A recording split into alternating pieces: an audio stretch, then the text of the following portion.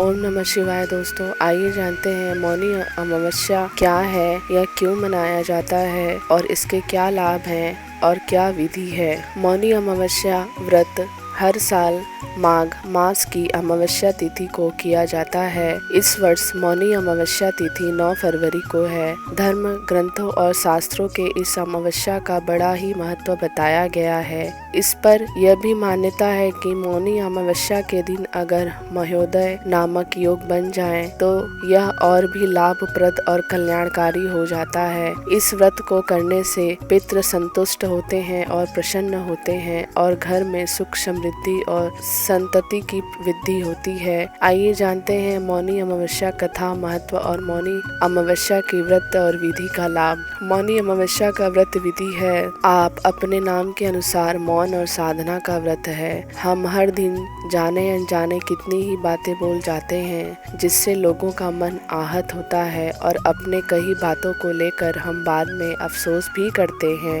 इसीलिए साधना के लिए मौन परम आवश्यक माना गया है। गृहस्थ जन हमेशा मौन व्रत नहीं रख सकते हैं, इसीलिए एक दिन निर्धारित किया गया है कि जिसमें गृहस्थों को आत्मशुद्धि के लिए मौन व्रत का संकल्प लेना चाहिए। मौनी अमावस्या पर संभव हो तो पूरे दिन मौन धारण करें और मानसिक रूप से भगवान शिव और विष्णु का ध्यान करें, अथवा स्नान करने से पहले मौन धारण करें। स्नान के बाद ही कुछ भी बोले और दिन भर कोई भी ऐसी बात न कहें जिससे किसी का मन आहत हो। मौनी अमावस्या का महत्व और महात्म्य क्या है। सबसे बड़ी बात यह है कि यह माघ कृष्ण चतुर्दशी के अगले दिन आता है। माघ कृष्ण चतुर्दशी को शिव जी का विवाह माँ पार्वती से तय हुआ था और अगले दिन मुनियों और देवी देवताओं ने शिव की साधना के लिए उनकी उपासना की थी।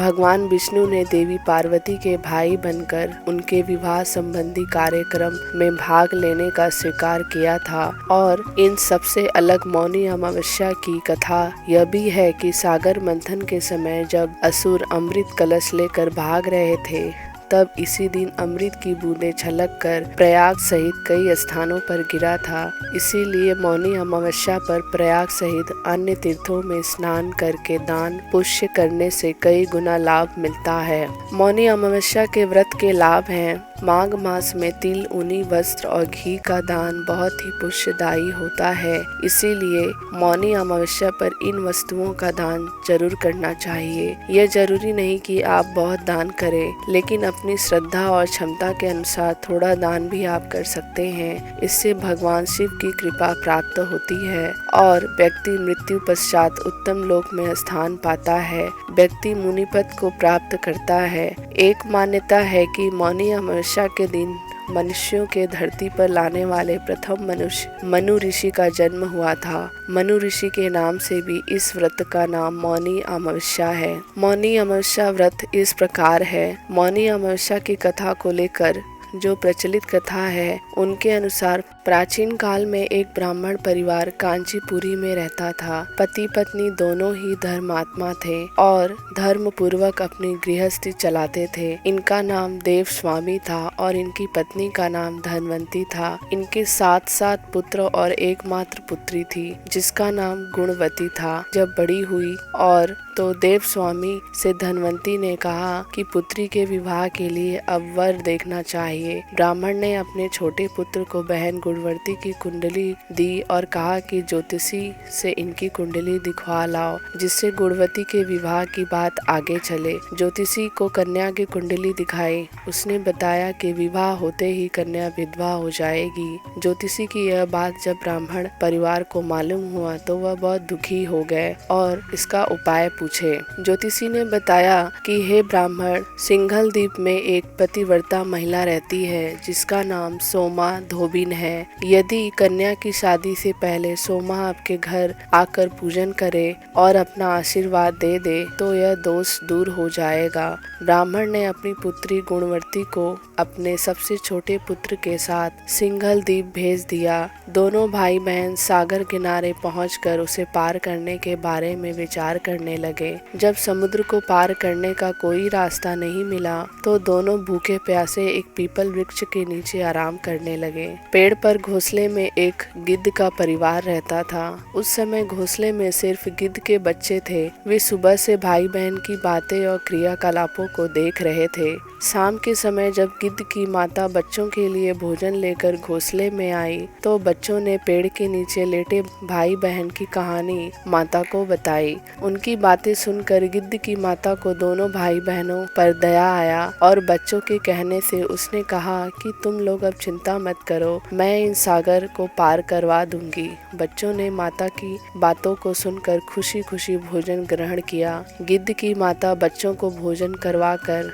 दोनों भाई बहनों के पास आई और बोली कि मैंने आपकी समस्याओं को जान लिया है, आप चिंता मत कीजिए, आपकी समस्या का निदान मैं कर दूंगी और आपको सोमा धोबन के पास पहुंचा दूंगी। गिद्ध की बातें सुनकर दोनों भाई बहनों का मन आनंदित हो गया और उन्होंने वन में मौजूद कंदमूल को खाकर रात काट ली। सुबह होते ही गिद्ध ने दोनों भाई बहनों को समुद्र पार करवा दिया और सिंघल द्वीप में सोमा धोबिन के घर के पास पहुंचा दिया। गुणवती सोमा धोबन के घर के पास छुप कर रहने लगी। हर दिन सुबह होने से पहले गुणवती सोमा का घर लीप दिया करती थी। एक दिन सोमा ने अपनी बहू से पूछा कि प्रतिदिन सुबह हमारा घर कौन लीपता है। बहुओं ने प्रशंसा के लोभ से कहा कि हमारे अलावा यह काम और कौन करेगा। लेकिन सोमा को बहुओं की बातों पर भरोसा नहीं हुआ और वह यह जानने के लिए पूरी रात जागती रही कि कौन है जो हर दिन सूर्योदय से पहले घर लिप जाता है। सोमा ने देखा एक कन्या उसके आंगन में आई और आंगन लिपने लगी। सोमा गुणवती के पास आई और उससे पूछने लगी कि तुम कौन हो और क्यों हर सुबह मेरे आंगन को लीप कर चली जाती हो। गुणवती ने तब अपना सारा हाल सोमा से कह डाला। गुणवती की बातों को सुनकर सोमा ने कहा कि तुम्हारे सुहाग के लिए मैं तुम्हारे साथ चलूंगी। सोमा ने ब्राह्मण के घर आकर पूजा किया, लेकिन विधि का विधान कौन टाल सकता है। गुणवती का विवाह होते ही उसके पति की मृत्यु हो गई। तब सोमा ने अपने सभी पुष्य गुणवती को दान कर दिया। सोमा के पुष्य से गुणवती का पति जीवित हो गया, लेकिन पुष्य की कमी से सोमा के पति और बेटे की मृत्यु हो गई। लेकिन सोमा ने अपना घर छोड़ने से पहले बहुओं से कह दिया था कि मेरे लौटने से पहले अगर मेरे पति और बेटे को कुछ होता है तो उनके शरीर को संभाल कर रखना। बहुओं ने सास की आज्ञा को मानकर सभी के शरीर को संभाल कर रखा। उधर सोमा ने सिंघल द्वीप लौटते हुए रास्ते में पीपल के वृक्ष की छाया में विष्णु जी की पूजा कर 108 बार पीपल की परिक्रमा की। इसके पुष्प के प्रभाव से सोमा के घर लौटते ही उसके पति और बेटे फिर से जीवित हो गए। इसीलिए मौनी अमावस्या के व्रत करने वाले व्रतियों को यह कथा सुनकर पीपल की 108 बार परिक्रमा करनी चाहिए और भगवान विष्णु सहित शिव जी की पूजा भी करनी चाहिए। धन्यवाद दोस्तों। अगर यह जानकारी और कहानी आप लोगों को अच्छी लगी हो तो हमारे चैनल को लाइक, शेयर और सब्सक्राइब कीजिएगा।